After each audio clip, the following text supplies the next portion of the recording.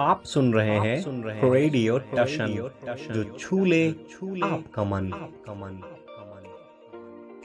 इस वीडियो को लाइक करें, हमारे चैनल रेडियो टशन को सब्सक्राइब करें और बेल आइकन दबाना ना भूलें। नमस्कार, सत श्री अकाल, आदाब। कैसे हैं आप? मैं हूं आपका दोस्त अमन और आप सुन रहे हैं रेडियो टशन, जो छू ले आपका मन। एक बार पुनः शुरू हो चुका है आपका अपना पसंदीदा कार्यक्रम, जिसका नाम है कौन बनेगा सिकंदर। इस कार्यक्रम का मुख्य उद्देश्य है प्रश्नोत्तरी के माध्यम से आपका आंकलन करना और आपको ये बताना कि आप आने वाली परीक्षाओं के लिए कितने तैयार हैं। तो फिर चलिए देखते हैं किसमें कितना है दम। हेलो, कौन कहाँ से बात कर रहे हैं? हेलो सर, मैं दामिनी बात कर रही हूँ JNK से। दामिनी जी, कार्यक्रम में आपका हार्दिक स्वागत है। मैं जानना चाहूंगा कि वर्तमान में आप क्या करते हैं? सर, वर्तमान में मैंने 12th क्लियर किया है और मैंने BA फर्स्ट ईयर में एडमिशन लिया है जम्मू में। बहुत अच्छी बात है। आपके जम्मू का वर्तमान में मौसम कैसा है? सर, गर्मी है, बरसात का मौसम है, कभी बारिश कभी धूप का सिलसिला चल रहा है यहाँ। यानी मौसम का जो मिश्रण स्वरूप है वो देख पा रहे हैं आप लोग? जी, गर्मी सर्दी थोड़ी थोड़ी सब। बहुत अच्छी बात है कि आप सभी प्रकार के मौसमों का आनंद ले रहे हैं। जी। आज के लिए आपकी रुचि क्या है? संगीत। आपने कहा आपकी रुचि है संगीत। चलिए पूछते हैं आपकी रुचि संगीत के आधार पर आपसे पहला प्रश्न। आपको बताना है विष्णु दिगंबर भातखंडे जी का जन्म कब हुआ था? आपके ऑप्शन है A 1855, B 1860, C 1865 या D 1870। आपका समय शुरू होता है अब। Sir, B option. आपने कहा ऑप्शन B यानी 1860। चलिए पूछ लेते हैं कंप्यूटर जी से। आपका जवाब बिल्कुल सही है। विष्णु दिगंबर भातखंडे जी का जन्म वर्तमान मुंबई में 1860 में हुआ था और इनकी मृत्यु 1936 में हुई थी।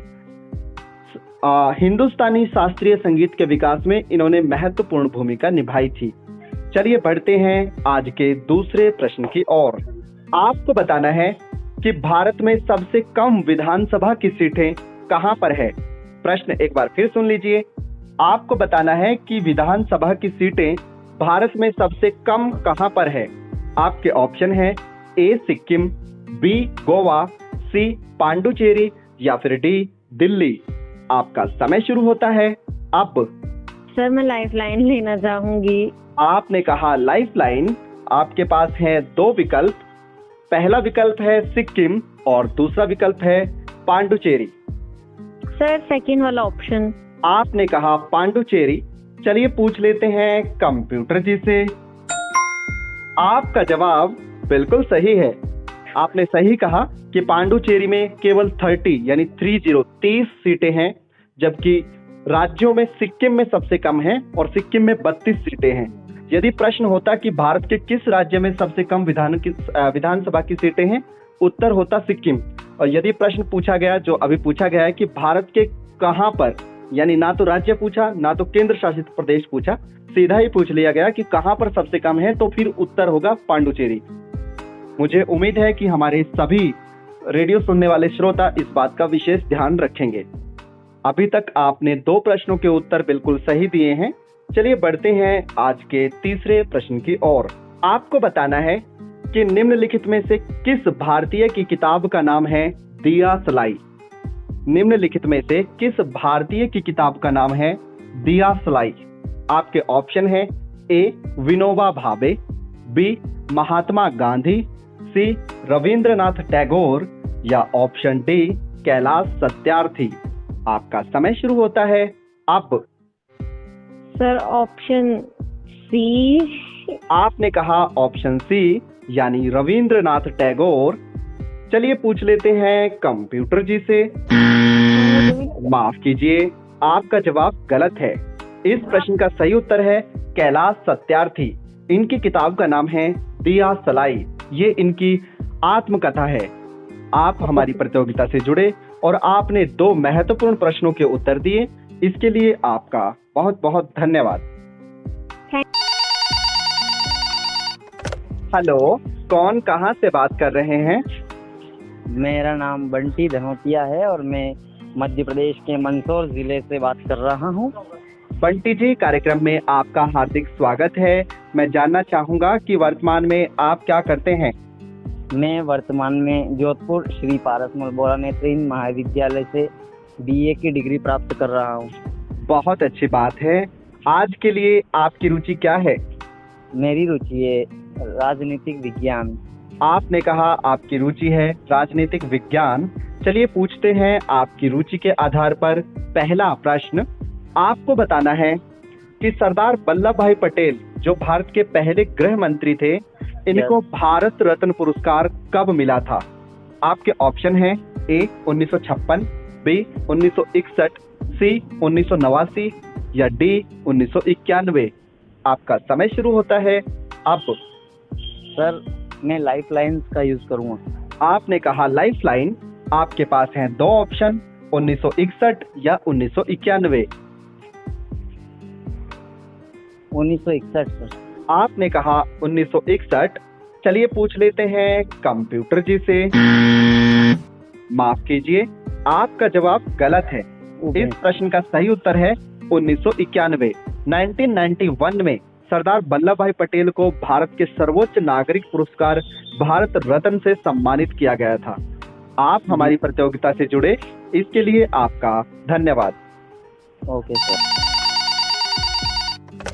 हेलो, कौन कहाँ से बात कर रहे हैं? मैं पीताम्बर बंजारे, बलौदाबाजार जिला छत्तीसगढ़ से बात कर रहा हूँ। पीताम्बर जी, कार्यक्रम में आपका हार्दिक स्वागत है।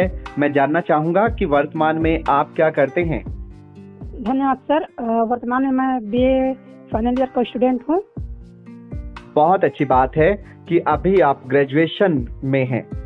Yes sir. आज के लिए आपकी रुचि क्या है? सर, आज के लिए मेरी रुचि पॉलिटिकल साइंस है। चलिए पूछते हैं आपकी रुचि राजनीति के आधार पर आपसे आज का पहला प्रश्न। आपको बताना है कि झारखंड मुक्ति मोर्चा, आपका पड़ोसी राज्य है झारखंड, तो उसमें एक दल है जिसका नाम है झारखंड मुक्ति मोर्चा। जो हेमंत सोरेन है वो मुख्यमंत्री हैं झारखंड के और वो इसी पार्टी से हैं, झारखंड मुक्ति मोर्चा। इसकी स्थापना कब हुई थी? आपके ऑप्शन 1963, बी ऑप्शन है 1973, सी ऑप्शन 1983 या डी 1993। आपका समय शुरू होता है अब। सर, 1973। आपने कहा 1973, 1973। चलिए पूछ लेते हैं कंप्यूटर जी से। आपका जवाब बिल्कुल सही है। 4 फरवरी 1973 को झारखंड मुक्ति मोर्चा जो राजनीतिक दल है, इसकी स्थापना हुई थी। झारखंड की मुक्ति में यानी झारखंड को राज्य बनाने में इस पार्टी ने अपना पूरा सहयोग दिया और 15 नवंबर सन 2000 को झारखंड राज्य बना। 15 नवंबर को ही झारखंड राज्य इसलिए बना क्योंकि 15 नवंबर को भगवान बिरसा मुंडा जी का जन्म होता है और इसी दिन को जनजातीय गौरव दिवस के रूप में भी मनाते हैं। वर्तमान में भारत का 40% खनिज झारखंड से ही आता है। झारखंड की राजधानी है रांची। ये सभी जानकारियां हमारे सुनने वाले श्रोताओं के लिए थी। चलिए बढ़ते हैं आज के दूसरे प्रश्न की ओर। आपको बताना है वर्ष 2025 का वास्तु पुलित्जर पुरस्कार, वास्तुकला में जो मिलता है पुलित्जर पुरस्कार, ये 2025 का किन्हें मिला है? आपके ऑप्शन है ए लियो जियाकुन, बी चिनचाकी, सी विलियम डेका या ऑप्शन डी राजीव सिन्हा। आपका समय शुरू होता है अब। सर, मैं लाइफ लाइन लेना चाहूंगा। आपने कहा लाइफ लाइन। आपके पास हैं 2 ऑप्शन। पहला है लियो जियाकुन और दूसरा ऑप्शन है चिनचाची। Sir, B. आपने कहा ऑप्शन बी यानी चिनचाची। चलिए पूछ लेते हैं कंप्यूटर जी से। माफ कीजिए, आपका जवाब गलत है। इस प्रश्न का सही उत्तर है लियो जियाकुन। लियो जियाकुन, जो लियो जियाकुन है, ये चाइना की वास्तुकार हैं। वास्तुकार जानते हैं, जो भवनों का निर्माण करते हैं उनको वास्तुकार बोलते हैं। तो 2025 का जो वास्तुकला पुलित्जर पुरस्कार है वो लियो जियाकुन को मिला है और ये चाइना से संबंध रखते हैं। आप हमारी प्रतियोगिता से जुड़े और आपने एक प्रश्न का उत्तर दिया, इसके लिए आपका धन्यवाद। हेलो, कौन कहां से बात कर रहे हैं? जी सर, मेरा नाम रजत कश्यप है। मैं उत्तर प्रदेश सहारनपुर से बात कर रहा हूँ। रजत जी, कार्यक्रम में आपका हार्दिक स्वागत है। मैं जानना चाहूंगा कि वर्तमान में आप क्या करते हैं? सर, मैंने सर अभी डॉक्टर शकुंतला मिश्रा से ग्रेजुएशन किया है। बहुत अच्छी बात है। आगे आप पोस्ट ग्रेजुएशन करना चाहते हैं? नहीं सर, मैं बीएड करना चाहता हूँ। जी, तो आप अध्यापक बनना चाहते हैं? Yes sir. इसके लिए आपको मेरी ओर से अग्रिम शुभकामनाएं। जानना Thank you, चाहूंगा कि आज के लिए आपकी रुचि क्या है? सर, मेरी रुचि है आधुनिक इतिहास। आपने कहा आपकी रुचि है आधुनिक इतिहास। चलिए पूछते हैं आपकी रुचि के आधार पर आपसे पहला प्रश्न। आपको बताना है कि जय हिंद का नारा किसने दिया था? आपके ऑप्शन है ए सुभाष चंद्र बोस, बी लाल बहादुर शास्त्री, सी मोहम्मद इकबाल या ऑप्शन डी फैजा खान। आपका समय शुरू होता है। सर, मैं लाइफ लाइन लेना चाहता हूँ। आपने कहा लाइफ लाइन। आपके पास हैं दो ऑप्शन, सुभाष चंद्र बोस या फिर मोहम्मद इकबाल। सर, सुभाष चंद्र बोस। आपने कहा सुभाष चंद्र बोस। चलिए पूछ लेते हैं कंप्यूटर जी से। आपका जवाब बिल्कुल सही है। चलिए बढ़ते हैं आज के दूसरे प्रश्न की ओर। ये प्रश्न है क्रिकेट से। आपको बताना है भारत के एकमात्र कप्तान जिन्होंने अपने कैरियर में केवल एक ही विकेट लिया, और वो थे ट्रेविस डबलिन का विकेट। ट्रेविस डबलिन का विकेट इन्होंने लिया था। इनका क्या नाम था? आपके ऑप्शन है ए सुनील गावस्कर, बी सौरव गांगुली, सी शिखर धवन या फिर ऑप्शन डी MS धोनी। आपका समय शुरू होता है अब। सर, पहला। आपने कहा पहला यानी सुनील गावस्कर। चलिए पूछ लेते हैं कंप्यूटर जी से। माफ कीजिए, आपका जवाब गलत है। इस प्रश्न का सही उत्तर है महेंद्र सिंह धोनी। इन्होंने केवल एक ही विकेट अपने जीवन में लिया था, और वो था ट्रेविस डबलिन का। ये वेस्टइंडीज के खिलाड़ी थे। आप हमारी प्रतियोगिता से जुड़े और आपने एक प्रश्न का उत्तर बिल्कुल सही दिया, इसके लिए आपका धन्यवाद।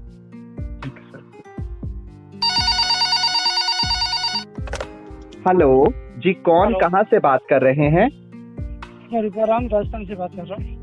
रूपाराम जी, कार्यक्रम में आपका हार्दिक स्वागत है। मैं जानना चाहूंगा कि वर्तमान में आप क्या करते हैं? सर, मैं ग्रेजुएशन कंप्लीट है मेरा। बहुत अच्छी बात है कि ग्रेजुएशन आपने कंप्लीट कर ली है। तो क्या भविष्य में आप पोस्ट ग्रेजुएशन भी करना चाहते हैं? जी। कौन सा विषय लेंगे आप? History sir. हिस्ट्री। तो आज का विषय क्या है आपका? पहला प्रश्न किस विषय से पूछा जाए आपसे? आज का भी हिस्ट्री सर। हिस्ट्री। चलिए पूछते हैं आपकी रुचि के आधार पर आपसे पहला प्रश्न। आपको बताना है कि भारत ने ऐतिहासिक दृष्टि से भारत ने पहली बार किस बंदरगाह से विदेशों में व्यापार किया था? प्रश्न एक बार फिर सुन लीजिए कि भारत ने पहली बार कौन से बंदरगाह का इस्तेमाल करके विदेशों के साथ व्यापार किया था? आपके ऑप्शन है ए कांडला बंदरगाह, बी कोचिकोड बंदरगाह, सी लोथल बंदरगाह या ऑप्शन डी मचगांव बंदरगाह। आपका समय शुरू होता है अब। Sir, life line. आपने कहा लाइफ लाइन। आपके पास हैं दो ऑप्शन, पहला है कोचिकोड बंदरगाह और दूसरा विकल्प है लोथल बंदरगाह। कोची। आपने कहा कोचिकोड बंदरगाह। चलिए पूछ लेते हैं कंप्यूटर जी से। माफ कीजिए, आपका जवाब गलत है। इस प्रश्न का सही उत्तर है कि भारत ने सर्वप्रथम लोथल, जो वर्तमान गुजरात में है, वहां से व्यापार शुरू किया था, और भारत का व्यापार इतिहास में मिस्र और मेसोपोटामिया तक जाता था। आप हमारी प्रतियोगिता से जुड़े, इसके लिए आपका बहुत बहुत धन्यवाद। हेलो, कौन कहां से बात कर रहे हैं? सर, मैं शीतल गोरखपुर से बात कर रही हूँ। शीतल जी, कार्यक्रम में आपका हार्दिक स्वागत है। मैं जानना चाहूंगा कि वर्तमान में आप क्या करते हैं। सर मैं डॉक्टर शकुंतला मिश्रा यूनिवर्सिटी से डीएड पास कर रही हूँ अभी। बहुत अच्छी बात है। आने वाले समय में आप दृष्टिबाधित बालकों को पढ़ाएंगी। Yes sir. इस कार्य के लिए आपको अग्रिम शुभकामनाएं। आपको बता दूं कि पहला प्रश्न आपके विषय पर आधारित पूछा जाएगा और किसी भी एक प्रश्न में आप लाइफलाइन लेंगे। Yes sir. मैं जानना चाहूंगा कि आज के लिए आपकी रुचि क्या है। Sir ancient history of India से। आपने कहा एंशिएंट हिस्ट्री ऑफ इंडिया, यानी सर। प्राचीन भारत का इतिहास। चलिए पूछते हैं आपकी रुचि के आधार पर आज के लिए आपका पहला प्रश्न। आपको बताना है कि भारत में डाक सेवा की शुरुआत किस राजवंश में या किस वंश काल में देखने को मिलती है। प्रारंभिक समय में जो डाक सेवा है ये किस राजवंश से शुरू हुई। आपके ऑप्शन है ए नंद वंश, बी गुप्त वंश, सी मौर्य वंश और ऑप्शन डी है वर्धन वंश। आपका समय शुरू होता है अब। सर मौर्य वंश। आपने कहा मौर्य वंश। चलिए पूछ लेते हैं कंप्यूटर जी से। आपका जवाब बिल्कुल सही है। चलिए बढ़ते हैं आज के दूसरे प्रश्न की ओर। आपको बताना है कि भारत में अभी तक कितने प्रधानमंत्री उत्तर प्रदेश से बने हैं। भारत में अभी तक कितने प्रधानमंत्री उत्तर प्रदेश से सिलेक्ट होकर आए और उन्होंने भारत पर राज किया। आपके ऑप्शन है ए 8, बी 9, सी 10 या ऑप्शन डी 11। आपका समय शुरू होता है अब। सर 9। आपने कहा 9। चलिए पूछ लेते हैं कंप्यूटर जी से। आपका जवाब बिल्कुल सही है। अभी तक 9 प्रधानमंत्री जो हैं वो उत्तर प्रदेश से आए हैं। उनमें इंदिरा गांधी, जवाहरलाल नेहरू और उसके साथ वर्तमान हमारे प्रधानमंत्री नरेंद्र मोदी जी भी वाराणसी सीट जो है वहीं से सिलेक्ट हुए हैं। चलिए बढ़ते हैं आज के तीसरे प्रश्न की ओर। आपको बताना है कि भारत में कितने जंतर मंतर हैं। प्रश्न एक बार फिर सुनिए कि भारत में कितने जंतर मंतर हैं। आपके ऑप्शन है ए 3, बी 5, सी 7 या डी 9। आपका समय शुरू होता है अब।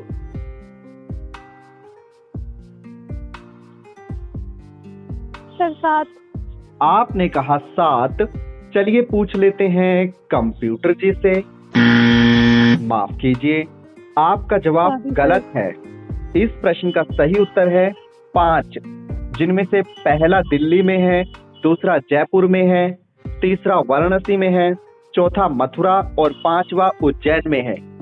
आप हमारी प्रतियोगिता से जुड़े और आपने 2 प्रश्नों के बिल्कुल सही उत्तर दिए। इसके लिए आपका बहुत बहुत धन्यवाद।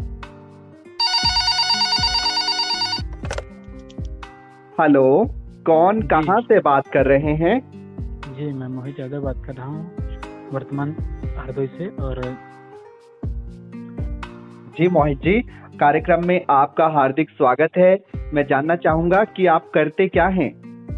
जी वर्तमान में पोस्ट ग्रेजुएट का स्टूडेंट हूँ और डॉक्टर शकुंतला मिश्रा में अध्ययनरत हैं पॉलिटिकल साइंस से। बहुत अच्छी बात है कि आप उच्च शिक्षा ग्रहण कर रहे हैं। जानना चाहूंगा कि आज के लिए आपकी रुचि क्या है? Political science. आपने कहा आपकी रुचि है पॉलिटिकल साइंस। चलिए आपकी रुचि के आधार पर पूछते हैं आज का पहला प्रश्न। आपको बताना है कि कम उम्र में भारत के प्रधानमंत्री बनने वाले कौन से भारतीय थे। कम उम्र में भारत के प्रधानमंत्री बनने वाले कौन से भारतीय व्यक्ति थे। आपके ऑप्शन है ए लाल बहादुर शास्त्री, बी एच.डी. देवगौड़ा, सी इंद्र कुमार गुजराल या ऑप्शन डी राजीव गांधी। आपका समय शुरू होता है अब। जी राजीव गांधी। आपने कहा राजीव गांधी। चलिए पूछ लेते हैं कंप्यूटर जी से। आपका जवाब बिल्कुल सही है। वे 40 वर्ष की आयु में ही भारत के प्रधानमंत्री बन गए थे। भारत के सबसे युवा प्रधानमंत्री राजीव गांधी हैं और अभी तक सबसे वृद्ध प्रधानमंत्री बनने का रिकॉर्ड है मोरारजी देसाई के पास। चलिए बढ़ते हैं आज के दूसरे प्रश्न की ओर।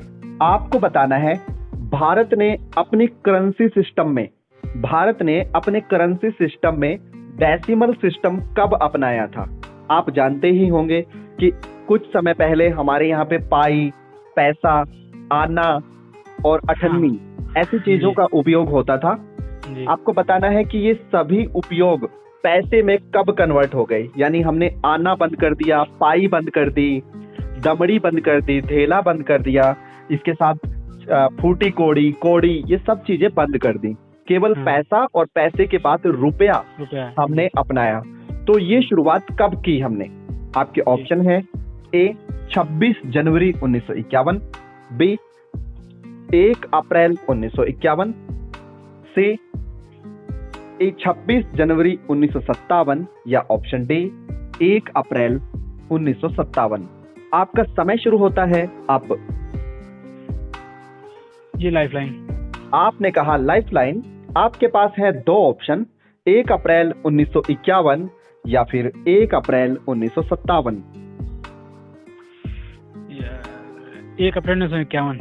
आपने कहा 1 अप्रैल 1951। चलिए पूछ लेते हैं कंप्यूटर जी से। माफ कीजिए, आपका जवाब गलत है। इस प्रश्न का सही उत्तर है 1 अप्रैल 1957 को भारत ने अपनी करेंसी सिस्टम के लिए डेसिमल सिस्टम अपनाया था। आप जानते हैं कि भारत में 2000, 500, 200, 100, 50, 20 और 10 रुपए के नोट प्रचलन में हैं, जिनमें 2000 रुपए के नोट को मैजेंटा कलर से दर्शाते हैं। 500 का जो नोट होता है उसे हम ग्रे स्टोन कलर में देखते हैं।